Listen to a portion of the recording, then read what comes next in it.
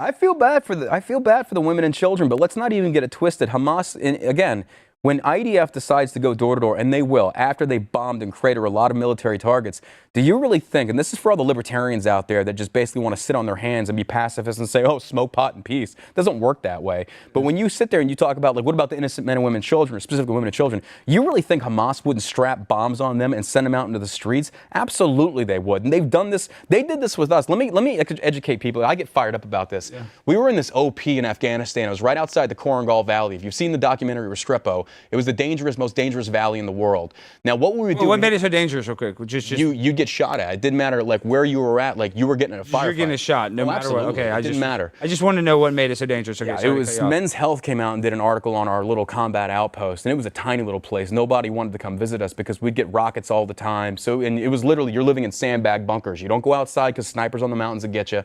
So what we would do is we'd have this little OP on top of a mountain, OP Hammerhead. Shout out to the men of Michigan. I don't know if you're watching this, but God bless you. I hope you're doing good. God bless the men out there. Yes, sir. Those guys went through hell, man. Like, we went through hell. But anyway, this observation post was on top of a ridge. Our base was down here. A click down the road, there was another mountain ridge. And what Taliban would do is they'd launch rockets over that ridge line to hit our base, but they bring kids with them sometimes.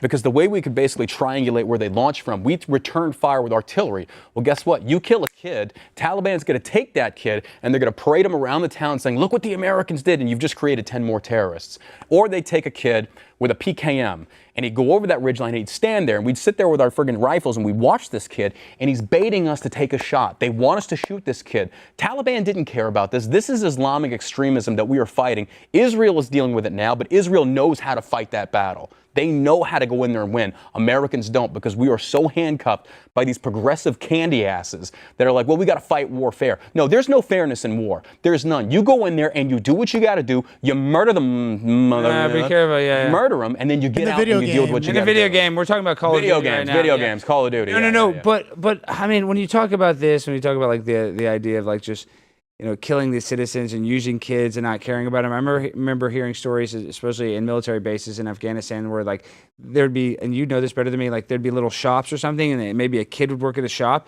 and they would strap bombs on the kids and blow up the kids. Oh my God, we had a Michael. So like you would think you're dealing with a little kid, and there's a bomb, and you blow up. Bro, Michael Cable, rest in peace. The deployment, the 101st, went on after I had to go be a drill sergeant.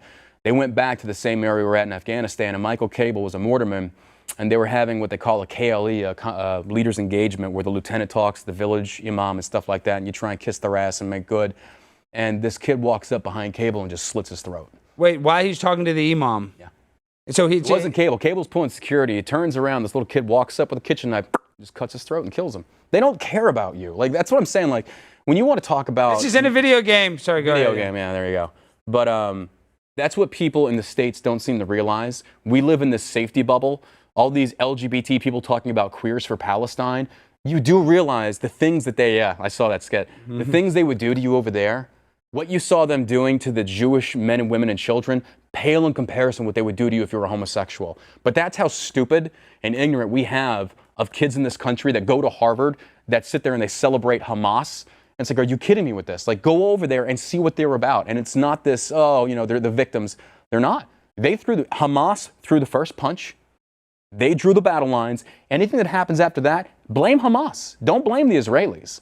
I mean, this is the thing. This is just a multicultural war. We keep using that word. That, you know, actually, you said that earlier. I just want to be a libertarian and smoke pot and not be involved. I was kind of like, yeah, I'm with them. I'm with libertarians on that. But there comes a point where you got to draw a line in the sand and say, okay, how many times you got to get punched in the face? And this is the thing that people don't get about the Middle East. Israel is surrounded on all sides by these Arabs that do not like them. So if Hamas gets one over and they go in there and they murder 1,200 and Israel does not retaliate in a fashion that puts the fear of Allah in every single one of them, the rest of those Arab countries are going to smell blood in the water and they're going to start taking bites of Israel. Of course. Israel's got to make a message, and that's just the way it goes. John, I actually have another, because a lot of people this week have asked about it. Like, do you think Palestinians or the non-Hamas have any legitimate grievances with Israel? Because people have said like what Hamas did was indefensible, but Israel has mistreated Palestine. So what do you think of that possibly. argument? That's what I'm saying. Possibly. Hey, you know, now you're really getting in the woods, Jimmy. But I think, like, I mean, that's a very tough question. I don't know why you're such a dumbass to ask that question. No, that's a fair question. I know it's the we most do have fair to see it question. from both sides on that. No, 100%, no, 100%. Jimmy, that's the most fair question. But I'm saying is like,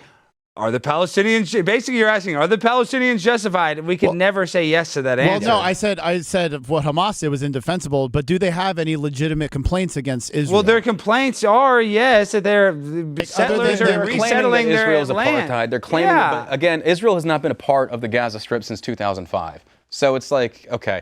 But yes, I'm sure there are reports of mistreatment on both sides. That's why I say stay out of it.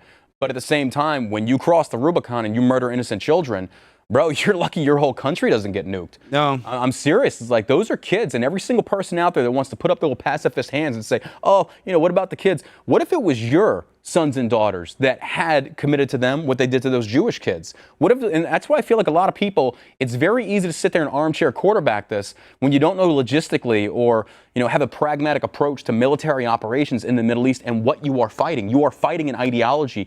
Alexander the Great couldn't conquer these people. Russia, America, the French, you cannot conquer them. So the thing is, strengthen your borders, worry about America, let Israel do what they got to do, and stay the hell out of it.